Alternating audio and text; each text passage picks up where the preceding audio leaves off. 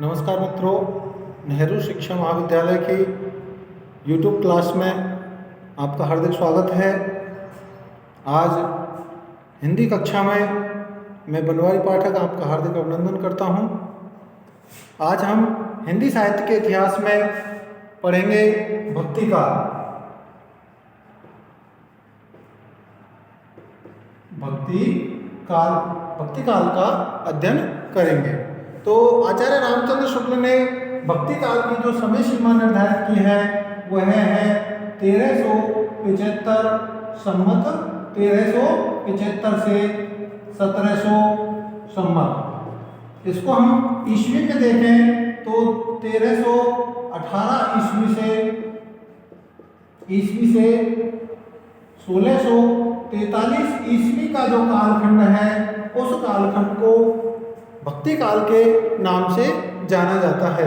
भक्ति काल में हम देखें कि इसका जो नामकरण भक्ति की भावना पे हुआ है, इसके संदर्भ में हम देखें कि भक्ति क्या है। हम शुरू में प्रारंभ करते हैं अपने वीडियो को, तो उससे प्रारंभ करेंगे भक्ति क्या है।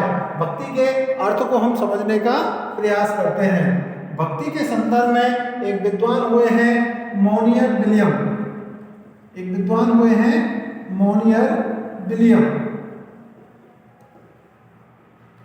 मोनियर विलियम ने सर्वप्रथम ये बताने का प्रयास किया है कि भक्ति का जन्म कैसे हुआ। भक्ति जो शब्द है उस भक्ति शब्द की व्युत्पत्ति किस प्रकार से हुई है। मोनियर विलियम ने अपने शब्दों में कहते हुए लिखते हैं कि भक्ति शब्द का जन्म, मोनियर विलियम लिखते हैं भक्ति शब्द का जन्म भज धातु से हुआ है। भज धातु से हुआ है। भज धातु से हुआ है, जिसका अर्थ होता है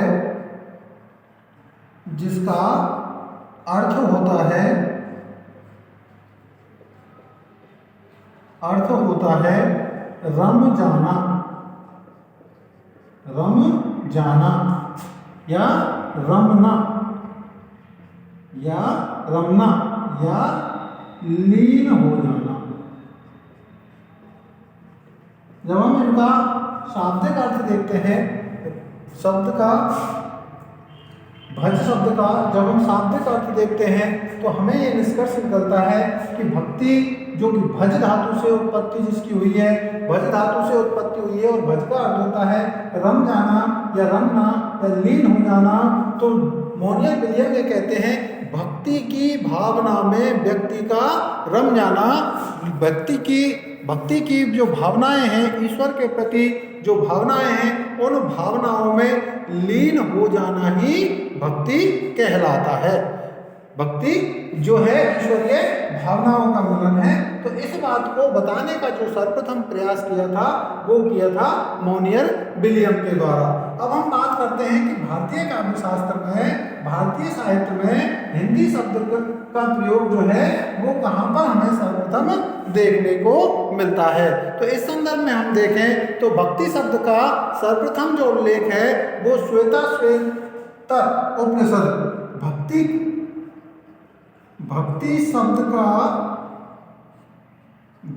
शब्द का सर्वप्रथम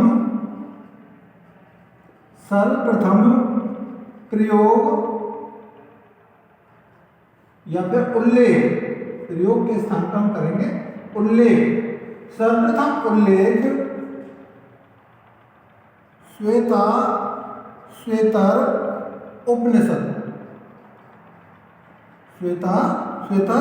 उपनिषद के 6वें, ऐसे लिख दें 6वें अंक में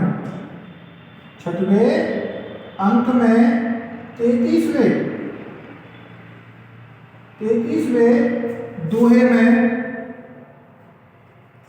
भक्ति शब्द का उल्लेख है। भक्ति शब्द का उल्लेख है।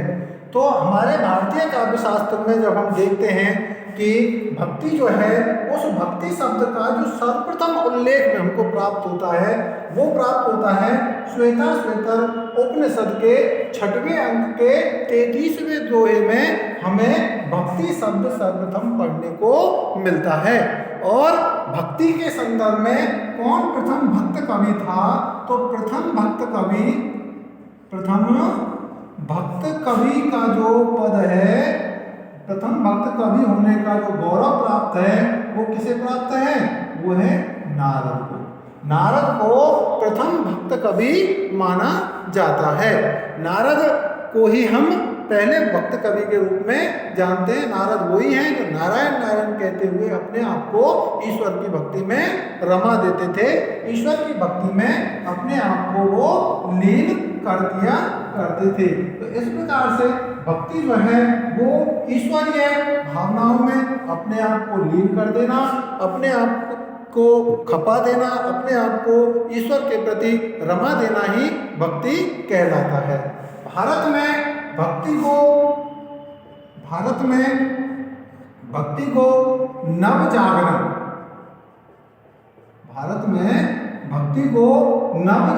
के रूप में देखा जाता है। अर्थात हम ये कह सकते हैं कि भक्ति जो है वो भारत में एक नव जागरण के स्वरूप में उत्पन्न हुई है।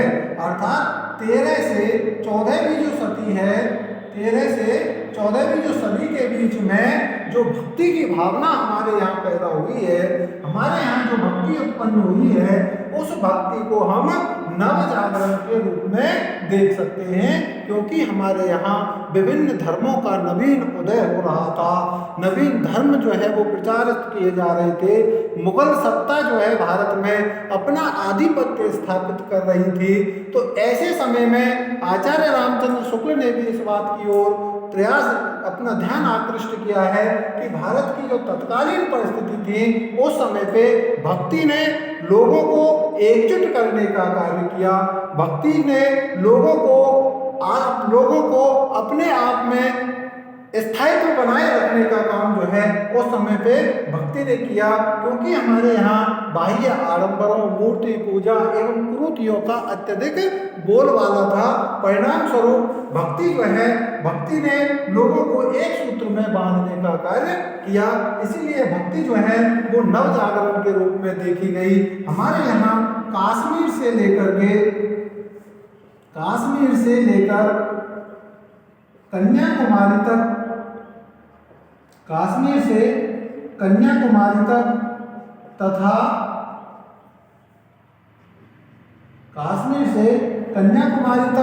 तथा गुजरात से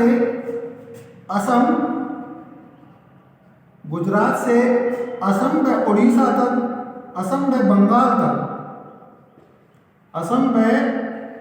बंगाल तक भक्ति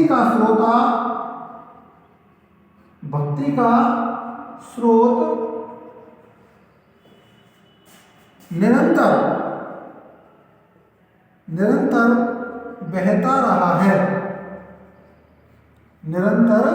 बहता रहा है।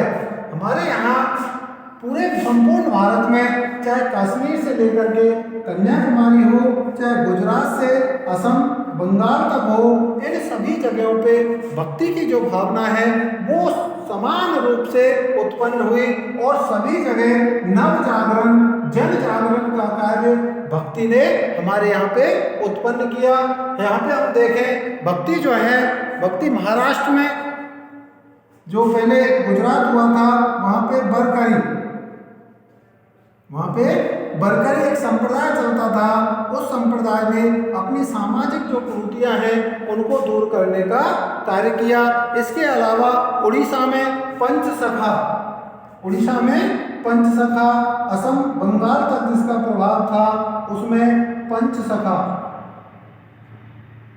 पंचसखा और बंगाल में चैतन्य महाप्रभु, चैतन्य संप्रदाय जो कि वैष्णव थे,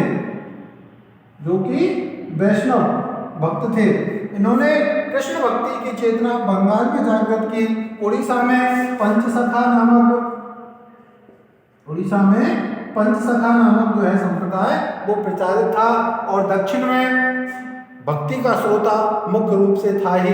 दक्षिण से भक्ति की उत्पत्ति मानी ही जाती है। कहा जाता है कि भक्ति उपजी द्राविड़ी लाए रामानंद।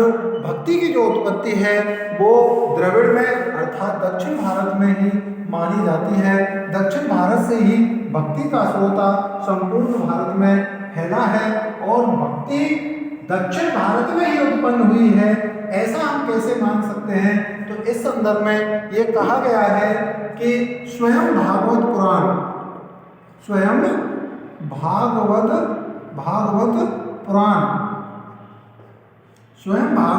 में लिखा है कि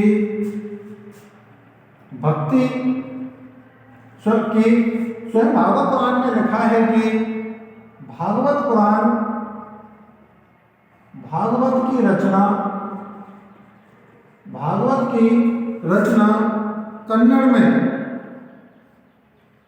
भागवत की रचना कन्नड़ भाषा में ही की गई है। अर्थात जो भागवत है वो भागवत की रचना कन्नड़ प्रदेश में या कन्नड़ भाषा में ही की गई है। कन्नड़ से ही भक्ति जो है वो उत्पन्न हुई है। अर्थात कन्नड़ का प्रयोग ही सर्वाधिक भागवत में किया गया है। भक्ति काल में हम ये देखते हैं कि जैसे स्वयं भागवत पुराण में ये बात कही गई है कि भागवत की जो रचना है वो कन्नड़ प्रदेश में कन्नड़ भाषा में ही की गई है। इस संदर्भ में हम देखते हैं कि भक्ति की जो स्रोता है, भक्ति का जो स्रोता दक्षिण भारत में बहा है, उस स्रोते को हम देखें तो इसके हमें प्रमाण मिलते हैं। इसके अलावा एक बात और ये सिद्ध होती है कि इस कालखंड के आते आते जो हमारी प्राचीन भाषा है संस्कृत और उसके बाद जो बात आती है अपभ्रंश भाषा अपना अस्तित्व जो है वो इस कालखंड के आते आते ये दोनों भाषाओं का जो प्रयोग है, इन भाषाओं का प्रयोग शून्य हो गया था। अर्थात भक्ति काल तक आते आते जो संस्कृत है और अपभ्रंश है, इन भाषाओं ने अपना अस्तित्व लगभग खो दिया था। और भक्ति काल में जिन भाषाओं का उदय हुआ, जो भाषाएं काव्य की मुख्य भाषाएं मानी गई, उनमें अवधी भाषा, ब्रज भाषा, अवधी और ब्रज, ये दोनों भाषाएं जो हैं उन्हीं का प्रयोग सर्वाधिक किया गया। अवधी में रामचरितमानस की रचना जो कि लोक काव्य सिद्ध हुआ है, पवित्र ग्रंथ के रूप में जिसे मान्यता मिली है, तुलसीदास जी ने इनकी रचना रामचरितमानस की रचना जो है वो अवधी भाषा में की है। उसी प्रकार सूरदास जी ने सूर सागर जो है वो ब्रज भाषा में लिखा है। तो अवधी और ब्रज भक्ति काल की मुख्य भाषाओं में शामिल की गई हैं। इनके अलावा एक और महान संत हमारे हिंदी साहित्य में हुए हैं, वो हैं कबीर, जिनकी वाणी को सदुक्कड़ी भाषा कहा जाता है। उनकी भाषा को सदुक्कड़ी भाषा कहा गया है, क्योंकि इनकी जो भाषा है उसमें अनेकों भाषाओं का मेल दिखाई देता है। कबीर जो है एक कवि होने के साथ साथ कभी कभी समाज सुधारक की श्रेणी में अधिक आते हैं। इन्होंने धार्मिक आडंबरों, चाहे हिंदुओं के हों चाहे मुस्लिमों के हों, उन सबका भरपूर विरोध किया है। इन्होंने सामाजिक कुरीतियों पे खुलकर के अपनी आवाज़ उठाई है। जाति पाति के बंधन को लेकर के इन्होंने अनेकों उपदेश जो है दिए हैं। कबीर जो है एक स्थान पर रह करके अपने उपदेश नहीं दिया करते थे, ये भारत के विभिन्न क्षेत्रों में जा करके अपने उपदेश दिया करते थे। इसी कारण इनकी जो वाणी है उस वाणी में देसी शब्दों का अत्यधिक प्रयोग हुआ है। सभी भाषाओं के शब्द इनकी जो पद हैं उन पदों में देखने को मिलते हैं। इसीलिए हजारी प्रसाद द्विवेदी ने इनकी भाषा को सदुक्कड़ी भाषा का दर्जा दिया है। आचार्य हजारी प्रसाद द्विवेदी ये कहते हैं कि जो कबीर हैं वो फक्कड़ स्वभाव के थे। कबीर जो हैं वो उपदेशात्मक काव्य उपदेश देने में रत रहते थे। इसी कारण वो एक स्थान से दूसरे स्थान पर निरंतर यात्राएं किया करते थे। लोगों की जो जनभाषा हुआ करती थी उन जनभाषाओं को वो अपने उपदेशों का माध्यम बनाते थे। आगे हम चर्चा करते हैं कि दक्षिणी भारत में भक्ति की उत्पत्ति कैसे हुई। भक्ति की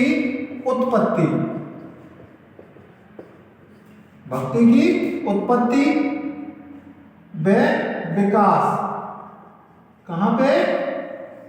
दक्षिणी भारत में।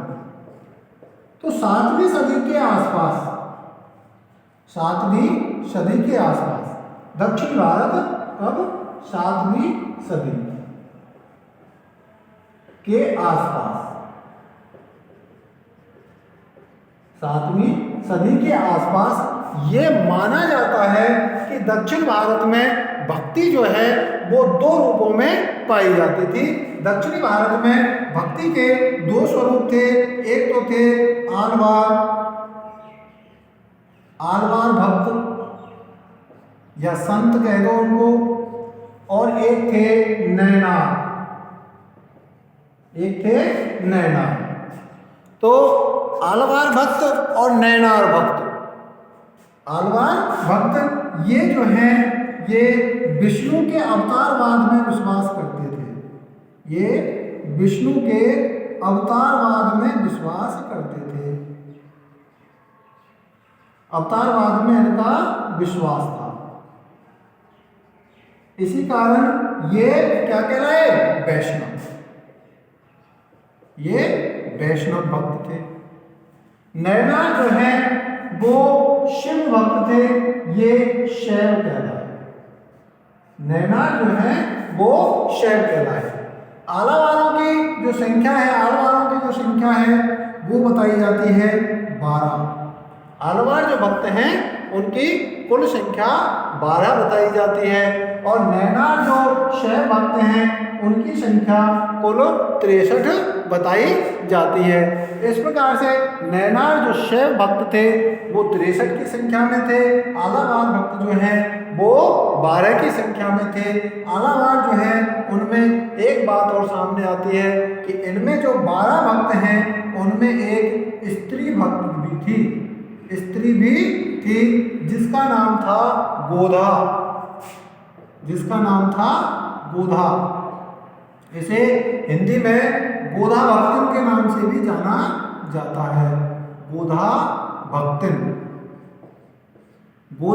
जो है उनका नाम भी हिंदी काव्य शास्त्र में हमें देखने को मिलता है। और इनका द्रविड़ भाषा में, गोधा का द्रविड़ भाषा में एक नाम और मिलता है, वह है अंडाल के नाम से भी इस महिला को जाना जाता है। कभी कभी ये प्रश्न पूछ लिया जाता है कि आलावार भक्तों की जो संख्या है वो कितनी थी, और कभी कभी ये भी पूछ लिया जाएगा कि आलावार जो संत जिनकी संख्या 12 मानी गई है उनमें एक भक्त जो महिला थी उसका नाम क्या है। तो अंडाल जो है वो द्रविड़ भाषा में कहा जाता है और हिंदी में इन्हें गोधा के नाम से जाना जाता है। और जो आलावार जो भक्त हैं, आलावार भक्त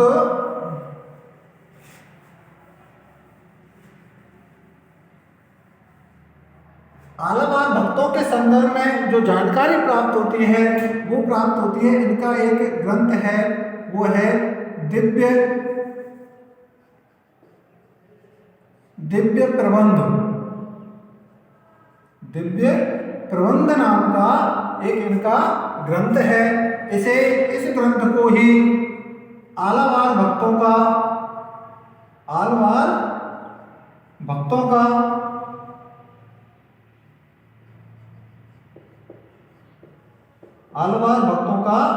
वेद कहा जाता है। वेद कहा जाता है। आलावार जो भक्त हैं उनका जो ग्रंथ है, पवित्र ग्रंथ है, इनके संदर्भ में जो जानकारी प्रदान होती है वो दिव्य प्रबंध से होती है, और इस ग्रंथ को आलावार भक्तों का वेद भी कहा जाता है। और इस संदर्भ में जो आलावार जो दिव्य प्रबंध नामक जो ग्रंथ है, इसका संग्रह है दिव्य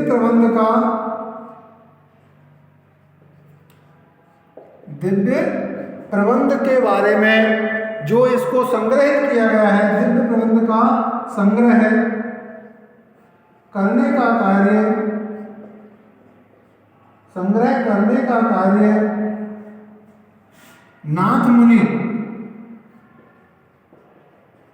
नाथ मुनि के द्वारा किया गया। नाथ मुनि हुए हैं आलावार में, उन्होंने दिव्य प्रबंध नामक जो ग्रंथ है उसका संग्रह किया, या उसे संग्रहित करने का कार्य जो है इन्होंने किया। और जो अभी हमने जाना कि गोदा भक्तिन जो है, गोदा भक्तिन के जो पति हैं, गोदा भक्तिन जो है उनके पति का नाम था रंगनाथ। कभी कभी ये पूछ लिया जाता है रंगनाथ कौन थे, तो रंगनाथ जो है वो गोदा भक्तिन के पति थे। गोदा भक्तिन के पति थे रंगनाथ। और ये जो रंगनाथ हैं इन्हें कृष्ण का प्रतीक माना जाता है। कृष्ण का प्रतीक माना जाता है। ये कृष्ण के प्रतीक थे। वास्तव में दक्षिण भारत में भक्ति को प्रसारित करने का कार्य, भक्ति की स्थापना करने का कार्य वो किया था रामानुजाचार्य ने। रामानुजाचार्य एक दक्षिण भारत में एक भक्त कवि हुए हैं जिनका नाम था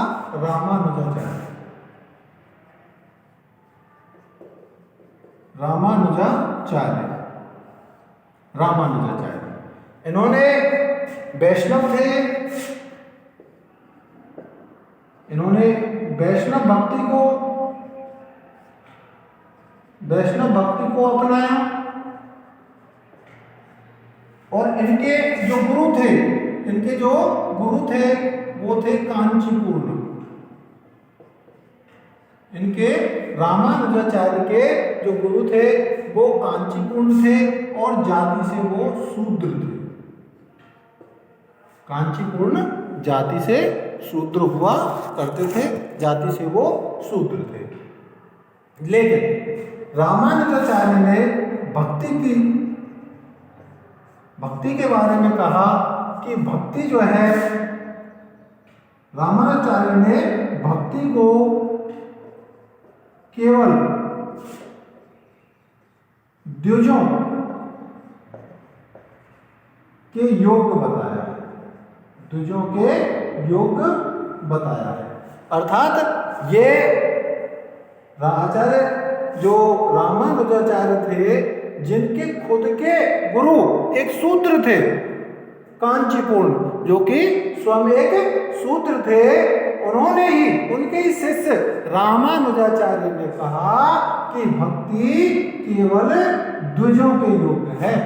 भक्ति करने में केवल जो द्विज हैं वो ही भक्ति कर सकते हैं। द्विज कौन होगा? द्विज कौन होते हैं? द्विज वो हैं जिनके यहाँ उपनयन संस्कार होता है। उपनयन संस्कार होता है, अर्थात ये माना जाता है कि जिनका जन्म 2 बार हो, जिनका जन्म 2 बार हो, वो कौन है? वो द्विज है। जैसे ब्राह्मण का उपनयन संस्कार होता है, तो उपनयन संस्कार के बाद उसका दूसरा जीवन माना जाता है, तो ब्राह्मण द्विज हो गया। क्षत्रिय है, क्षत्रियों में भी उपनयन संस्कार होता है, इसलिए उनका भी उपनयन संस्कार के बाद दूसरा जन्म माना जाता है। ऐसे ही जो वैश्य हैं, वैश्यों में भी उपनयन संस्कार होता है, तो उपनयन वो भी भक्ति के लिए योग्य हैं। शूद्रों में उपनयन संस्कार से संबंधित कोई व्यवस्था नहीं होने के कारण जो रामानुजाचार्य हैं वो ये कहते हैं कि भक्ति जो है केवल द्विजों के लिए है, द्विज ही भक्ति करने के योग्य हैं। शूद्रों को रामानुजाचार्य भक्ति का स्थान नहीं देते हैं। इसके बाद रामानुजाचार्य के एक शिष्य हुए, रामानुजाचार्य के एक शिष्य हुए थे और वो हैं राघवानंद।